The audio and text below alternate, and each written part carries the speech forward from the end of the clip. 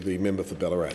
Thank you very much, Mr Acting Deputy Speaker, and I thank the member for Pearce for the motion, a lot of which I have to say I disagree with fundamentally, other than I'd have to say point 3, where I want to recognise some of the work of the ACCs. And I do want to touch a little bit on the history of the ACCs and certainly my understanding of them. And as someone who's been engaged in regional development for a long period of time, both at certainly at the local level, but also as a consultant, I did a lot of work across the country in terms of regional development as well. One of the issues that I think has happened under this government, under the previous government, is that the area consultative committees were a regional development body. They were established as both to do economic development, to do social development. They had a great role to play in terms of skills and training and providing a good understanding of what the economic development needs were for a region. They were also important alongside the regional economic development organisations, which were abolished and gradually phased out. I think there's one thing still existing nationally. They had a really important role to play in terms of regional development. What happened under the previous government was that they became a grants processing body. They ceased to become a regional development and economic development body. And what our regions desperately need is not a grants body, because grants in themselves, regional partnership grants in themselves, is not regional development. So what happened under the previous government is we ceased to have a regional development program that enabled not just funding of good projects, yes, that's important, but actually worked together with business, with labour organisations, with not-for-profit organisations to actually say, and local government, to say, what is it that our region desperately needs government to do to grow our economy? What does our region desperately need government to do to make sure that the social and cultural well-being of our region is being looked after? And that's what happened under the previous government.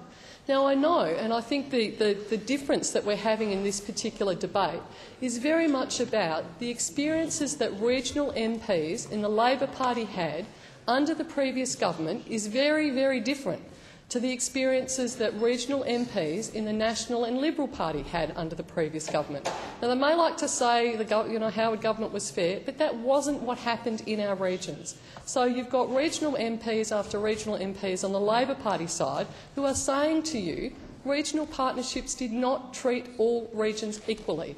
It was a funding program that was, unfortunately, largely discredited because of the actions of the previous government. Good projects, yes, but largely discredited because of the way in which it was dealt with.